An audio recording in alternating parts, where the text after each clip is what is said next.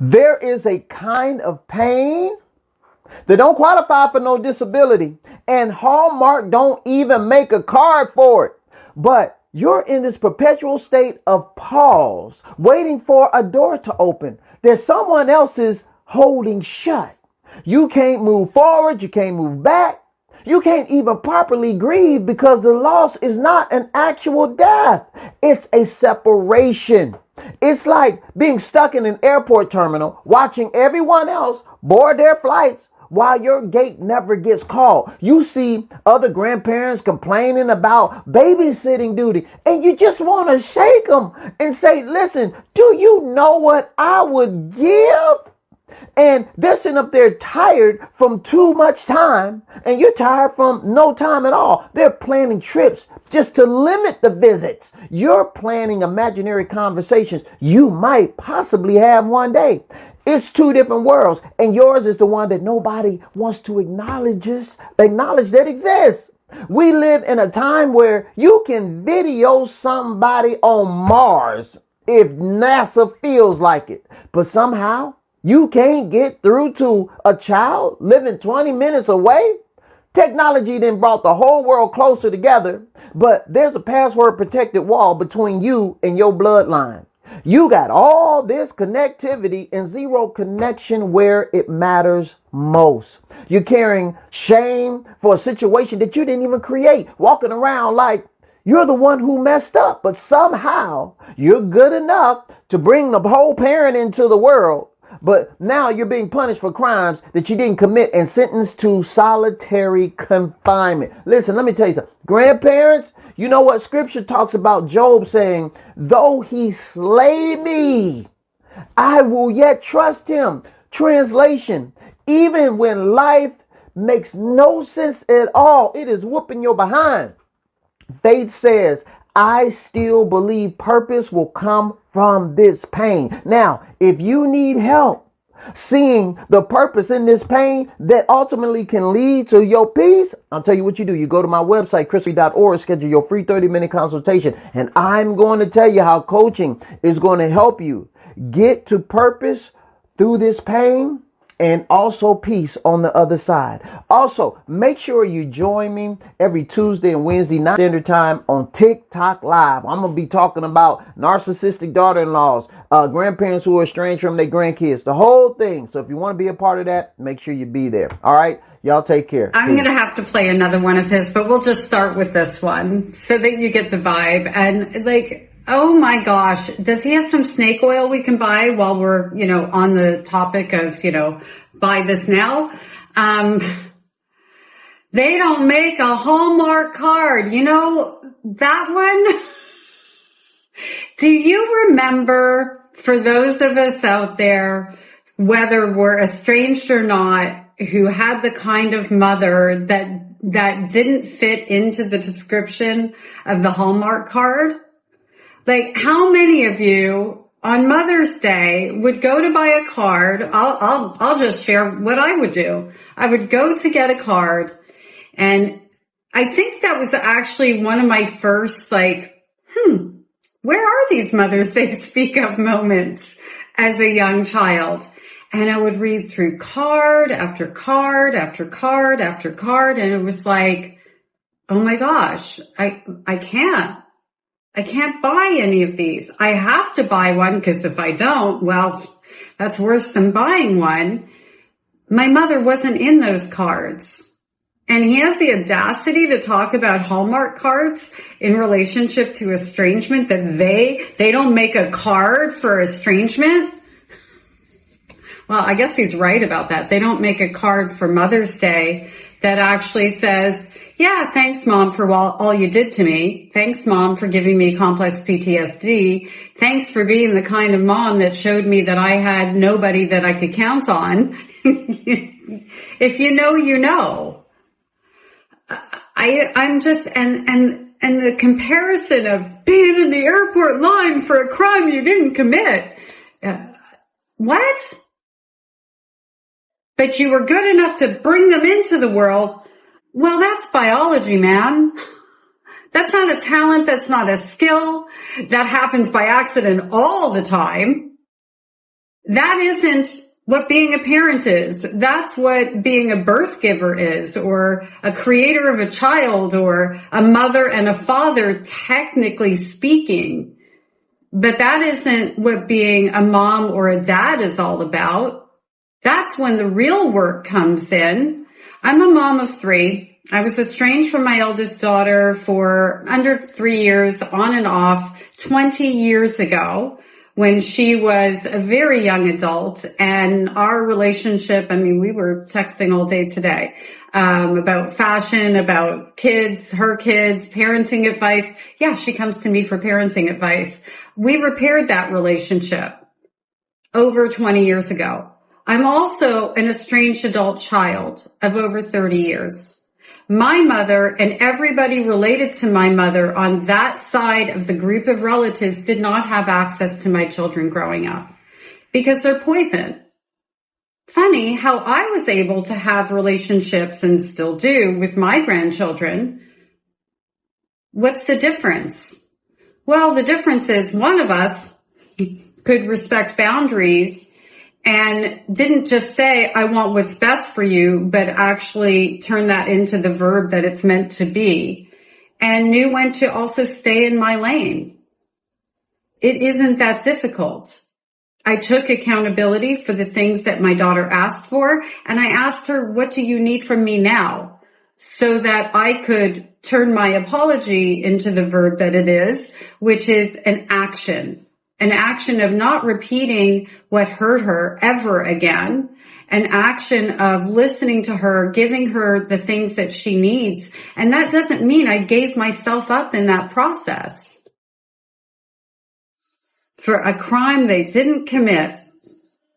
But wait, there's more. Let's see what else he's got. This makes me sick, by the way. He goes after adult daughter-in-laws very specifically, and he basically calls them all narcissists. If you're estranged from your grandchildren, not estranged from your son, he doesn't really talk about that so much.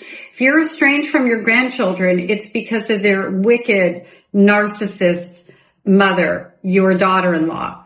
And here you are, and I don't know what his story is. I know he's been married forever. I don't know if he has an estrangement.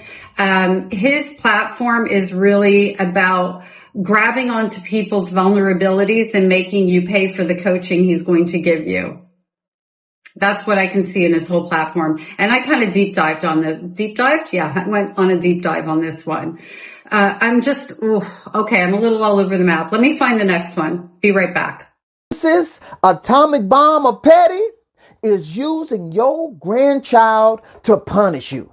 Oh, they've taken something so totally pure, the love between a grandparent and a grandchild, and turned it into a freaking bargaining chip. Now understand this.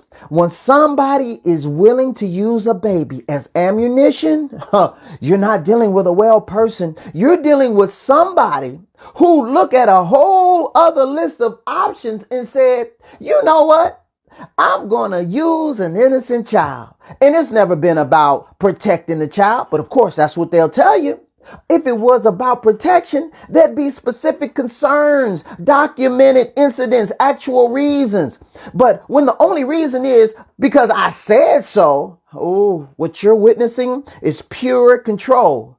And they've discovered that you can't be controlled anymore. So they're controlling your access. It's like changing the locks on the house that you helped build. Now, narcissists have a PhD in storytelling. And I don't mean of the bedtime variety. They've created a whole fictional universe where you are the problem. And they've got everybody convinced that you did something terrible that justifies cutting off a grandparent. Who does that? Meanwhile, you're sitting there like, all I said was, I can't babysit tomorrow because I'm having open heart surgery.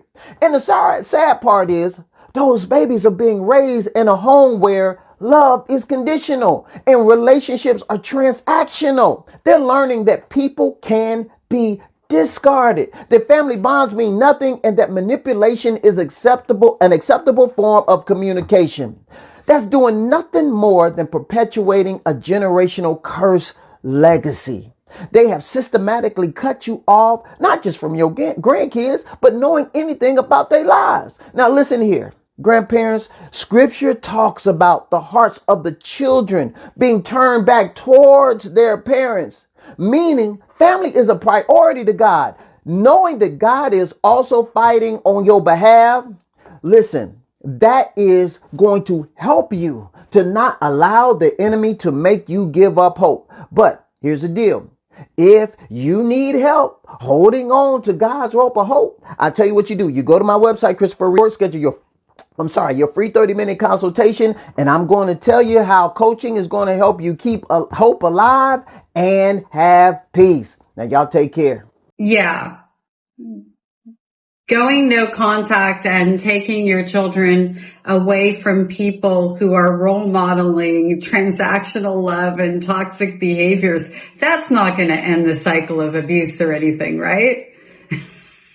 Oh, and we as adult children, we're the ones weaponizing the children, right? We're the ones doing that to the children.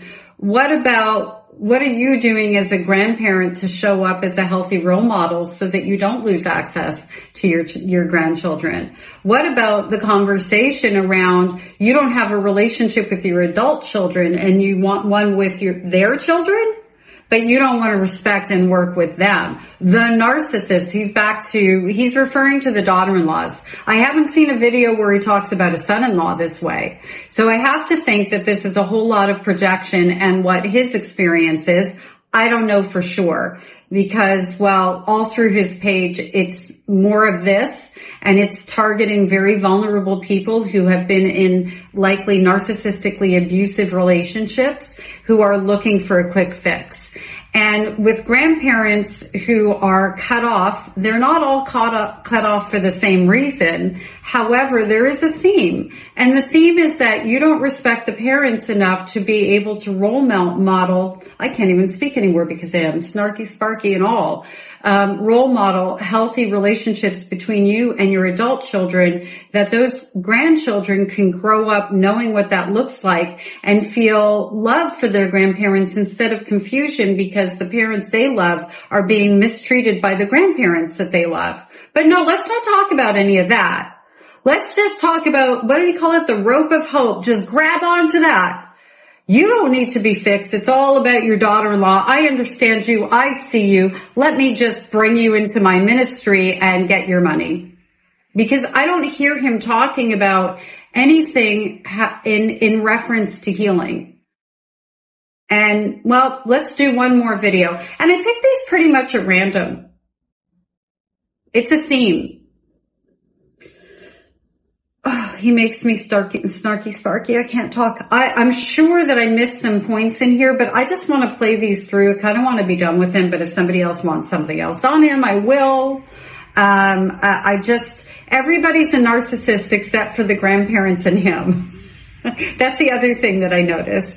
And also, I do think it's irresponsible to just label people a narcissist. I think there's a difference between saying somebody has narcissistic behaviors, somebody has emotionally immature behaviors, somebody has toxic behaviors, and actually labeling somebody with a personality disorder. And I know we get accused, and I get accused actually, of doing that. I don't do that. There is a spectrum of what goes on in these family relationships.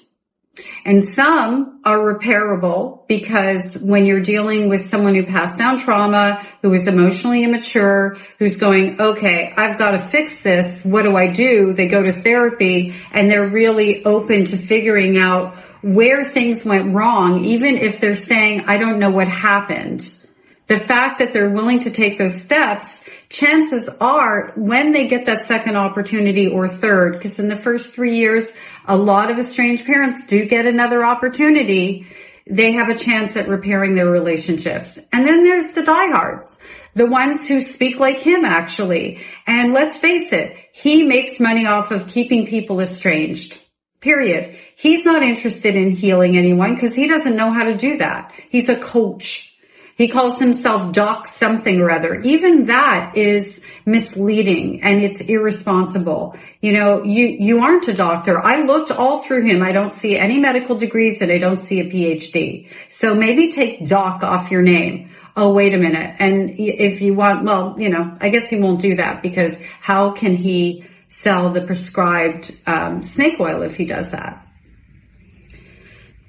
Can you tell he's got me? He's got me a little bit. He's got me. I only watched these videos once when I screen recorded them, so I'm a little nauseous from them now. Maybe I need some water. All right, let me look for the third one. I'll be right back. There is a certain kind of pain nobody warns you about as a parent. See, when your child cuts you off with no explanation whatsoever, it's like you deposited money into a bank for 18 years. Okay. And then when you go to make a withdrawal, you see out of business sign on the door. Oh, and your money gone with it. See, you never got. Wait a minute. Are you supposed to support your children financially? Oh my gosh. I know. Isn't that crazy? And then they're supposed to pay you back? Is that what I just heard him say?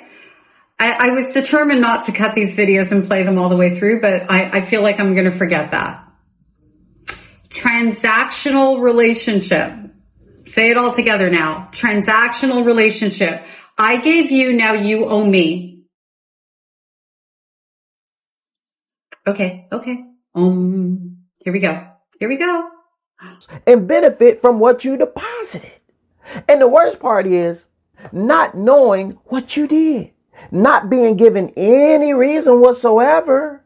See, something that you can focus on to fix. Oh, you're the best fixer in the game. But now you're just left feeling helpless. See, is it because by today's standards, some are calling traditional parental love and boundaries abuse? Is that what that is now? Or is it because their therapist, significant other, or that brand new friend just told them to cut you off? That brand new friend. Wow. I would hate to think that some new person on the scene that my kids have known for 5 minutes would be so significant, and the relationship that I built with them would be so insignificant that that could be a threat. I would also hate to think that I raised children to not have a mind of their own and that somebody else made them estranged from me. That tells a story right there. Your adult children don't have a mind of their own, and when they grew up at the age of 18 and left home and you lost control over them, you raised these really malleable, dumbass children. I mean, that's what he's saying, who anytime they run across someone, you're out. And it's not because of anything that you did. Just, you're out, you know. The strongest bond, like in every way you can imagine a bond being strong, the most primal need we have is that of the relationship with our parent. And some brand new friend can just come on by and go, hey, you want to go to the movies? And by the way, don't talk to your parents anymore. Oh, hey. Like, really? And somebody's going to buy into this. I kind of wonder how much he's charging, but I'm not going to engage that far. And actually, I'll probably play one more video of his, but I'm not done this one yet.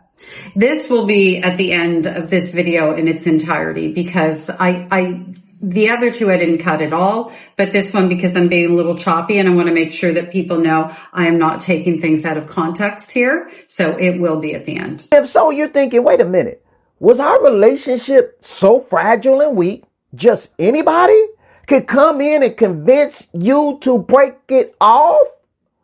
It appears that scriptures like honor your father and mother have become more suggestions than foundational Christian principles. And now you got no peace. This thing consumes you every waking moment. You go to bed thinking about it, you wake up thinking about it. And you see a lot of social media posts saying, well, if they cut you off, it must have been your fault. You had to do something wrong. So Look at yourself instead of blaming your kid. Here's the thing. You never said that you were perfect. Never said that. But is the solution to convict and sentence with no trial and no chance for rehabilitation? Is that where we are? Parents, let me tell you something. This is a new day that we find ourselves in.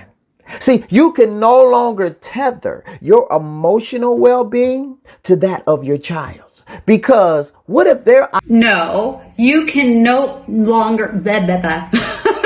You can no longer hold your child in a place where they are taking responsibility for your emotional well-being the way you trained them to. That's what's happening. Oh my gosh. And this whole, we're in a new, whatever he's, kind of saying, it's a trend, that's where he's going. And, what about it being the child's fault? Are you fucking kidding me? The child didn't have any power in the relationship. I'm like, he says this out loud with a straight face and he means it. I really wonder what his backstory is with his own family relationships. And there's nothing. Like, I have looked, I have Googled, so there is nothing. Oh my God, even the smugness on his face, the whole thing. And not for nothing, estrangements have been going on since the beginning of time. This is nothing new. What's new is that we're talking about it because we have platforms that connect us together. My only way of knowing that I wasn't alone was Mommy Dearest, Christina Crawford's story. And when I saw it, I was like, oh, there's one more person like me. Huh. Okay, I think he's about to quote, do the thing, but let's do it. Let's do it along with him. Here we go. The idea of happiness is to see you in pain. Let me tell you something. If you want to find peace and you want to find joy and navigate out of this hell that you find yourself in, I'll tell you what you do. Go to my website, chris.org, schedule your free 30-minute consultation, and I'm going to tell you how All right, you get the point, right? He says the same thing at the end of every video.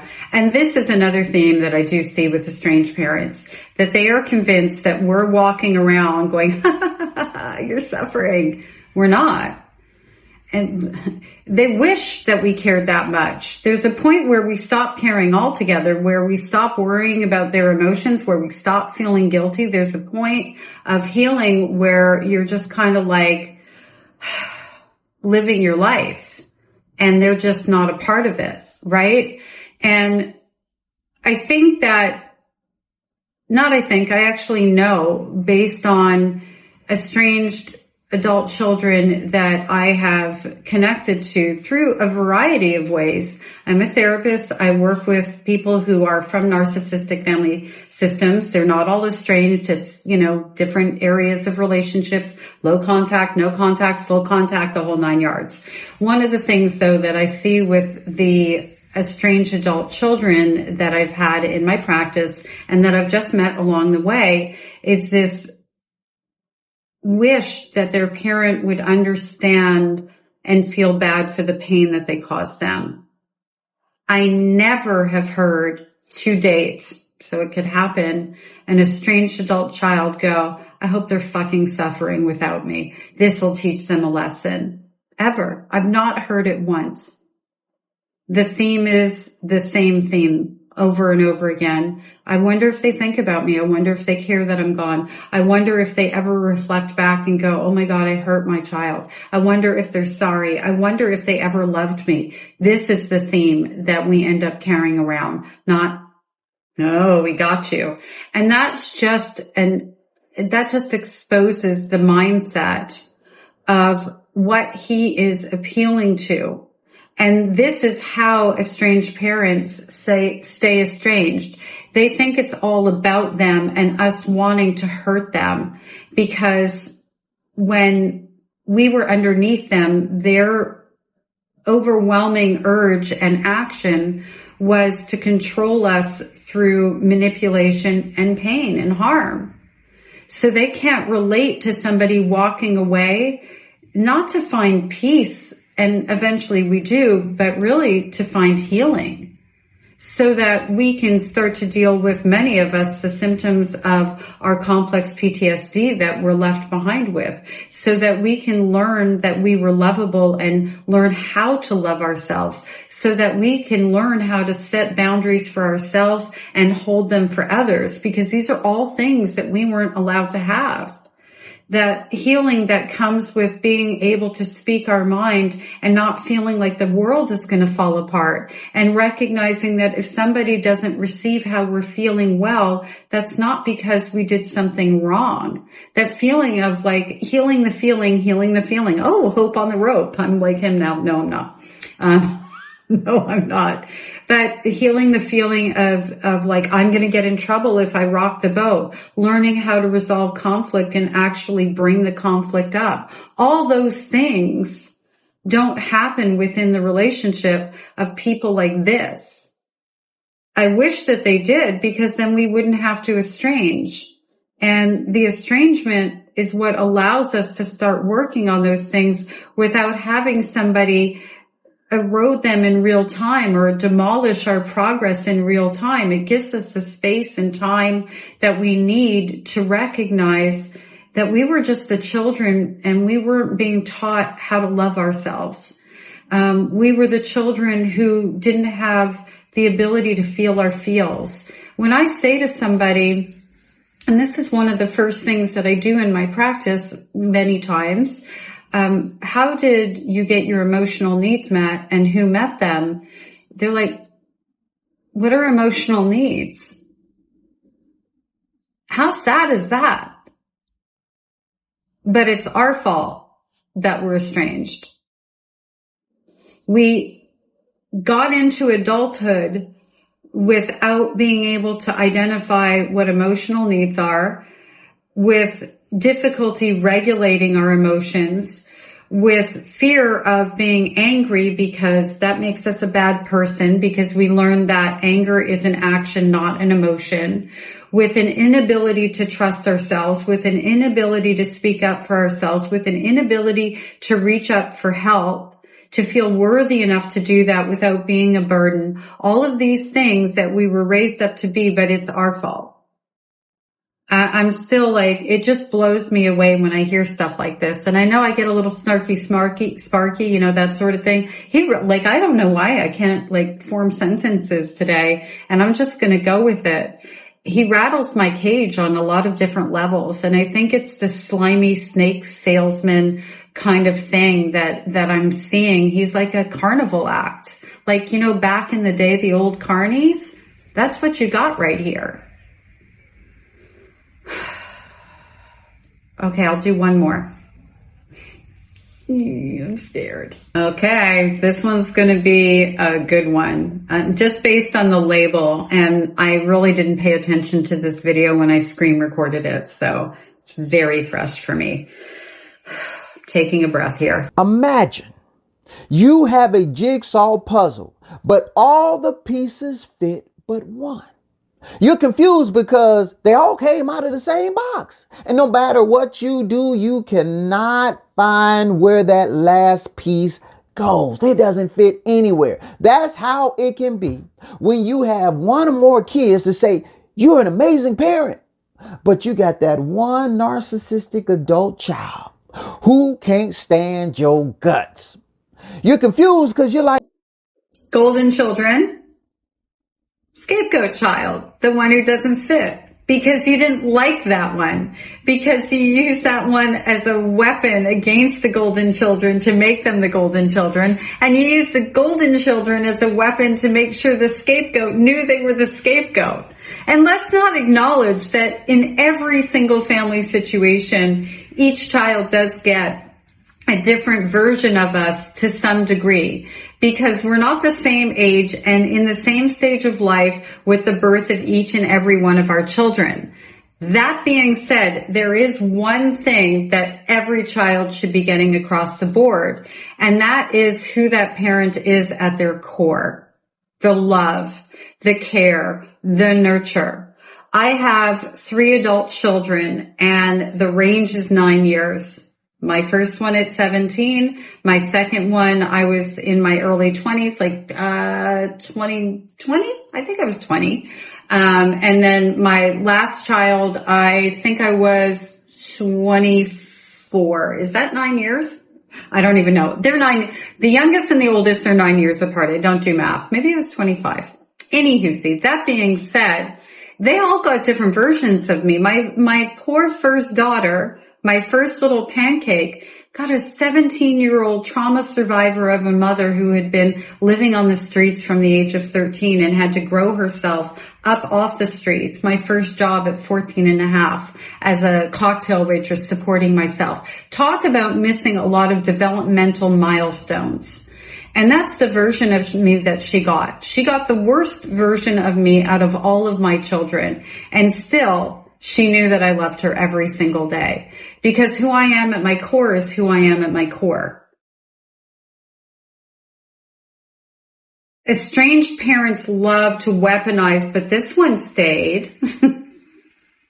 And for all of us who were the targeted, identified patients, scapegoats, black sheeps, whatever you want to call us, that's what made us feel like nobody was going to believe us because we didn't leave with our sibling. That was one of the most confusing things for me.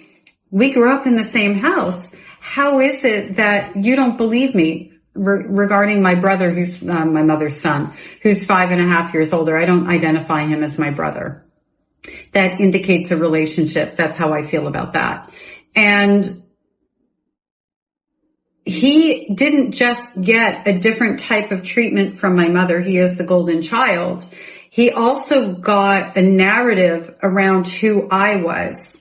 And he grew up thinking I was the family liar, even though he's known me since the day I was born. And it came out when I called him to disclose to him that I had been SA'd, and he kept calling me a liar over and over and over again. And I couldn't understand why he didn't believe me. It was shocking to me. Like I couldn't wrap my head around it at the time.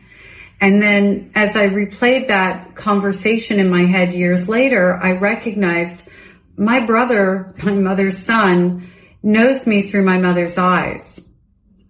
And I was always the problem.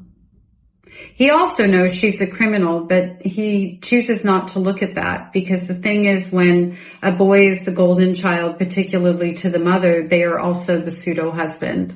There's a huge enmeshment and emotional, incestuous relationship that goes on there that they don't develop to become independent. He's a father. He's been married forever. He has had enough life experiences to walk away from my mother, who is a convicted criminal. And yet I'm the liar. So, anyway, what do you think about that? I mean, he's literally talking about the golden child and the scapegoat child, but no. The scapegoat child is the narcissistic adult child. Isn't that interesting? Because we all know who out of the two children becomes the narcissistic one. The golden child, because they are treated and taught to be entitled, because their empathy, their cognitive empathy is actually broken on an ongoing basis as the scapegoat child is being painted as being deserving of maltreatment. The golden children, they experience a breakage and a lack of development in their empathy because they are taught to not have compassion or care for their own sibling. But not this guy. I wonder what doc's degrees actually are. I'm really confused right now. And not all at the same time. Disheartened, I think, is a better word. They all pretty much grew up in the same environment. You even made it your mission to say, I don't play favorites. And when the one child goes to defend you and says, listen, don't listen to what they're saying, the narc child will tell you quick. Yeah, I would expect the little golden child to say something like that. It's no mystery. They've always been your favorite. But now I'm supposed to be grateful for the little crumbs that you give me, please. But If you're really being Yeah, that's actually the most factual thing he has said all along. That the golden child comes to the defense of the parent and says, don't listen to that one. You know that one's not telling the truth. Like, you know that one that is sick in the head. And the scapegoat child is like, I'm done with the breadcrumbs and being hurt. He actually just kind of told on himself, or I think told on himself, because I think that's what's going on in his own family dynamic. I don't know for sure. It just seems to me the way that he's speaking is from a personal viewpoint. I could be wrong, you know. Regardless, he's handing over to estranged parents a reason not to work on themselves and to pay him money and to stay, you know, in his ministry of, it's not your fault. It's not you to take accountability. This one was just born and the edges were off their puzzle piece, and that's why they don't fit. It had nothing to do with the environment that you raised them in or how you did or didn't nurture them. No. That couldn't be. They just came out of the factory wrong. Fuck. Be honest, you probably gave far more to the adult narc child. Probably gave him far more attention because of all the guilt they've made you feel about what a horrible parent you are. You've tried to make it up to them in every way you could, but guess what? Never enough. However, your other child always still there, loving you, supporting you, and the first one to tell you their hate isn't your fault. You gotta let it go. But the truth is, loving a child who hates you is a burden no parent. That golden child, you mean the one that you taught to align with you, unquestionably provide loyalty to you? The one that you bred to be your side, that child? But they're the good child. The other one's the bad child. But you didn't play favorites. He's favoriting out loud right now. He's going good child, bad child. Please leave comments on this one. I am dying to know what you think about this. I'm like, it's killing me right now. He's killing me slowly. Should have to bear. At the same time, you need to realize as a parent, your child is choosing to be the victim. Keyword choosing. All I want to say about that is he can fuck right off with that. And as a parent, we think we can fix anything, don't we? Or we want to, but you cannot control your child's will.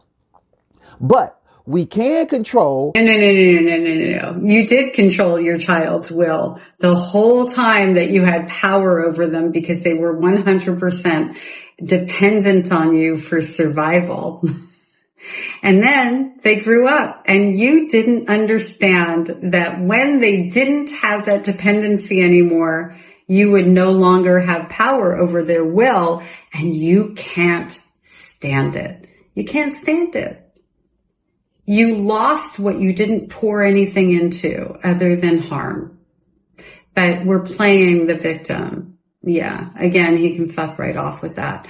Wow, he is next level. Like, I gotta say, out of all the coaches I've seen out there, I think he might be the worst. He's winning the prize right now.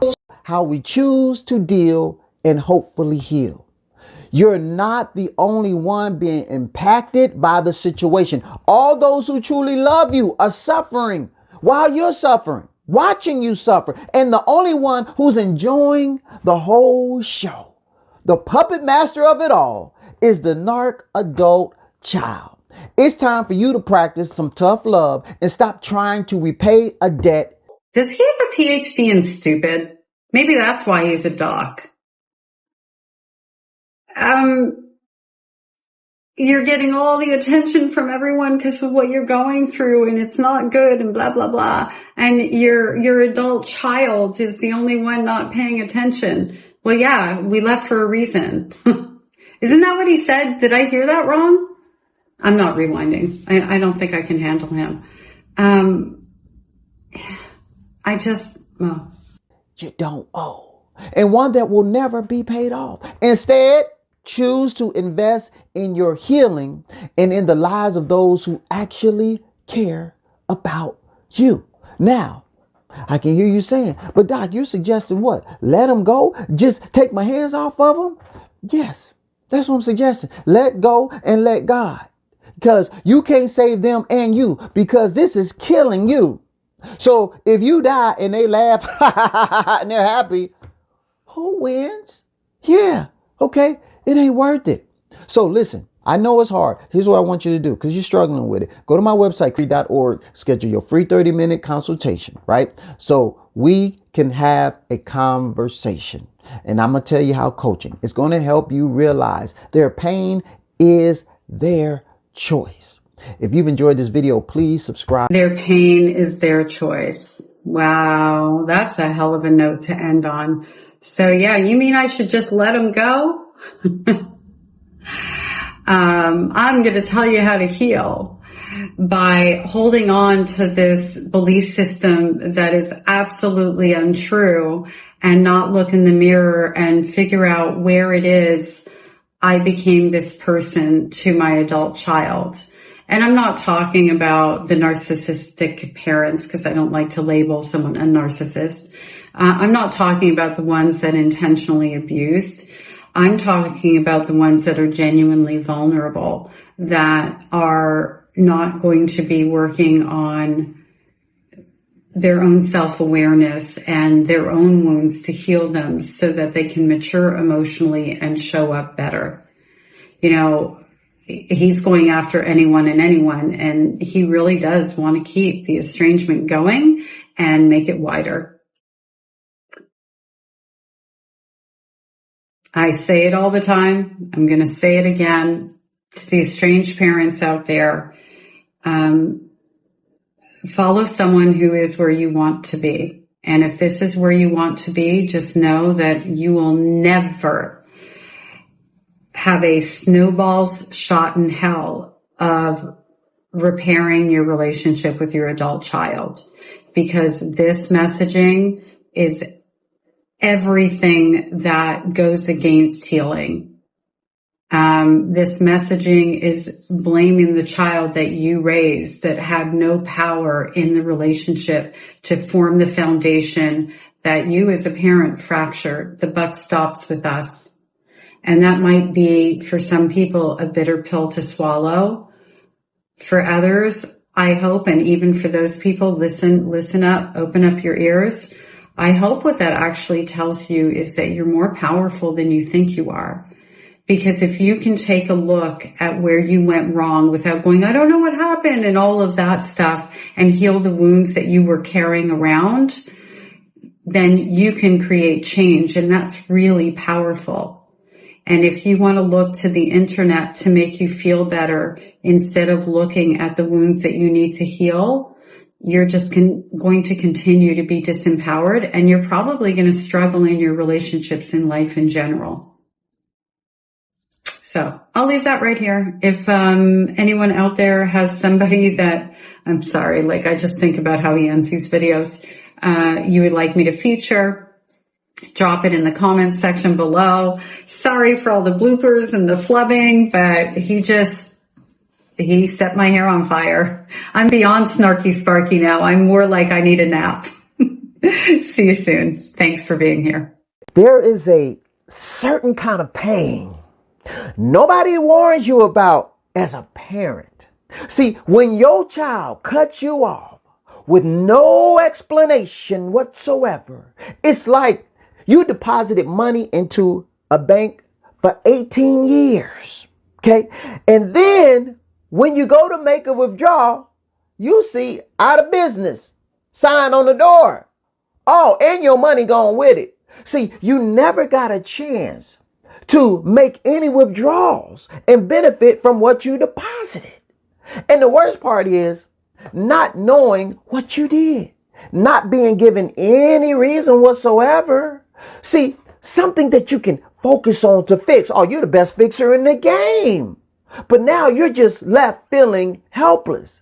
See, Is it because by today's standards, some are calling traditional parental love and boundaries abuse? Is that what that is now? Or is it because their therapist, significant other, or that brand new friend just told them to cut you off? And if so, you're thinking, wait a minute, was our relationship so fragile and weak, just anybody could come in and convince you to break it off? It appears that scriptures like honor your father and mother have become more suggestions than foundational Christian principles. And now you got no peace. This thing consumes you every waking moment. You go to bed thinking about it, you wake up thinking about it. And you see a lot of social media posts saying, well, if they cut you off, it must have been your fault. You had to do something wrong. So look at yourself instead of blaming your kid. Here's the thing. You never said that you were perfect. Never said that. But is the solution to convict and sentence with no trial and no chance for rehabilitation? Is that where we are? Parents, let me tell you something. This is a new day that we find ourselves in. See, you can no longer tether your emotional well-being to that of your child's. Because what if their idea of happiness is to see you in pain? Let me tell you something. If you want to find peace and you want to find joy and navigate out of this hell that you find yourself in, I'll tell you what you do. Go to my website, schedule your free 30-minute consultation, and I'm going to tell you how coaching is going to help you find peace and navigate out of this hell. All right, if you've enjoyed this video, please subscribe and share. Y'all take care. Peace. You have a jigsaw puzzle, but all the pieces fit but one. You're confused because they all came out of the same box. And no matter what you do, you cannot find where that last piece goes. It doesn't fit anywhere. That's how it can be when you have one or more kids to say, you're an amazing parent. But you got that one narcissistic adult child who can't stand your guts. You're confused because you're like, they all pretty much grew up in the same environment. You even made it your mission to say, I don't play favorites. And when the one child goes to defend you and says, listen, don't listen to what they're saying, the narc child will tell you quick. Yeah, I would expect the little golden child to say something like that. It's no mystery. They've always been your favorite. But now I'm supposed to be grateful for the little crumbs that you give me, please. But if you're really being honest, you probably gave far more to the adult narc child. Probably gave them far more attention because of all the guilt they've made you feel about what a horrible parent you are. You've tried to make it up to them in every way you could. But guess what? Never enough. However, your other child always still there, loving you, supporting you, and the first one to tell you their hate isn't your fault. You got to let it go. But the truth is, loving a child who hates you is a burden no parent should have to bear. At the same time, you need to realize as a parent, your child is choosing to be the victim. Keyword choosing. And as a parent, we think we can fix anything, don't we? Or we want to, but you cannot control your child's will. But we can control how we choose to deal and hopefully heal. You're not the only one being impacted by the situation. All those who truly love you are suffering while you're suffering, watching you suffer. And the only one who's enjoying the whole show, the puppet master of it all, is the narc adult child. It's time for you to practice some tough love and stop trying to repay a debt you don't owe, and one that will never be paid off. Instead, choose to invest in your healing and in the lives of those who actually care about you. Now, I can hear you saying, but Doc, you're suggesting what? Let them go? Just take my hands off of them? Yes, that's what I'm suggesting. Let go and let God. because you can't save them and you, because this is killing you. So if you die and they laugh and they're happy, who wins? Yeah. Okay. It ain't worth it. So listen, I know it's hard. Here's what I want you to do, because you're struggling with it. Go to my website, chris.org, schedule your free 30-minute consultation, right? So we can have a conversation. And I'm going to tell you how coaching is going to help you realize their pain is their choice. If you've enjoyed this video, please subscribe and share. Take care.